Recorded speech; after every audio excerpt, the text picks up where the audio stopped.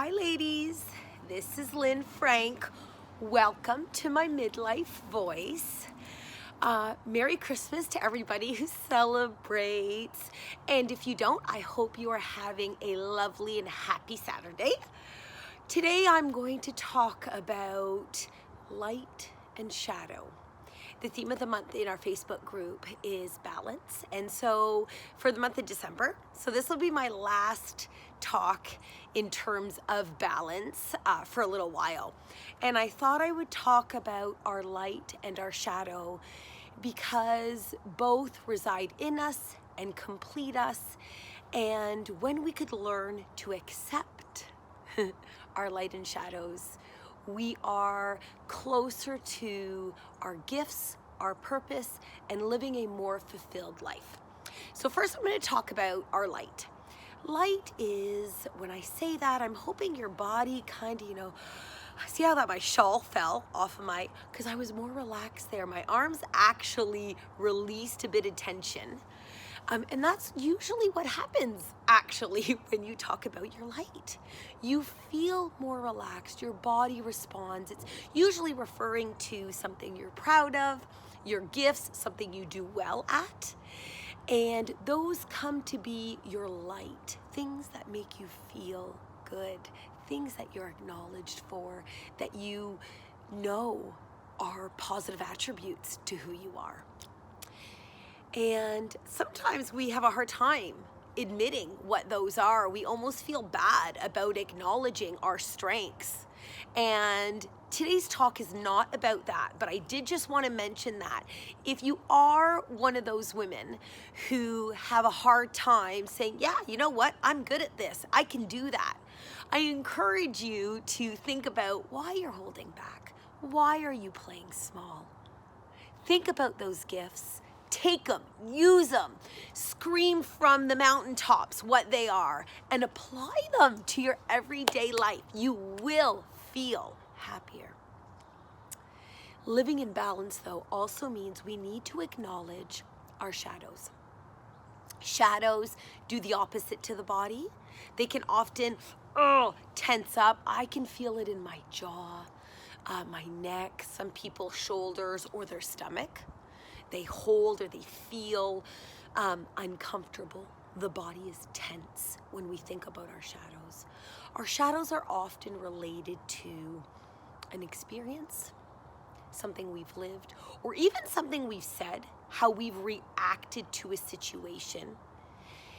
Feelings of self-judgment and shame, fear are often attached to your shadows. And what I'm saying to you today, ladies, is that I want you to acknowledge your shadow. I want you to think about the things that maybe don't feel so good, the things that you don't talk about, the things you push aside. Because all of those experiences make up who you are, and it's totally fine. We are this beautiful balance of light and shadow. And we don't have to pretend that we don't have any shadows. We do. Of course we do. Everyone does. What I want you to do, I'm hoping, only suggesting, you do whatever works for you. But I want you to think about, what are those shadows? What are the characteristics or the behaviors that you wish you didn't have or you're ashamed of? And I need you to go a step deeper. You see, those things that you may be holding in are often related to an experience in your life. I'm gonna have to let this shawl go. An experience in your life that you're holding on to. And because you're holding on to it, there's this negative attachment to it. We need to acknowledge that. Acknowledge the characteristic, the attribute that you have that you're maybe not feeling so good about, ashamed. You don't have to feel ashamed. But I need you to acknowledge it, whatever that is. whatever you're not feeling good about. And then I want you to think about the experience that led you to that feeling. Because every experience leads to an emotion. And there's this connection, this highway goes back and forth, the experience, the emotion, the emotion, the experience. And so you need to stop, intentionally interrupt, red light, and think about the experience that caused the reaction, the emotion, and identify it. And then the hardest part. And this is where the healing comes in. You need to forgive. Whew! I hate that word. Not now, but I did for a really long time. Forgive, forgive, forgive. I was not into it because I knew it was going to be hard work.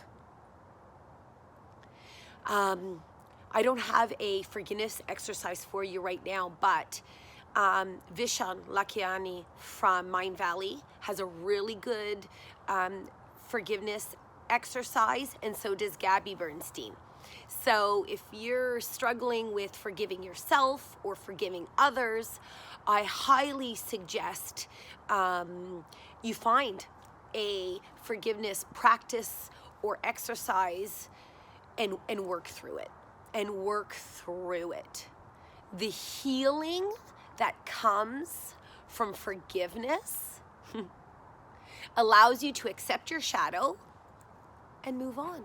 It allows you to know that, yeah, I am light and shadow, and that's made me who I am.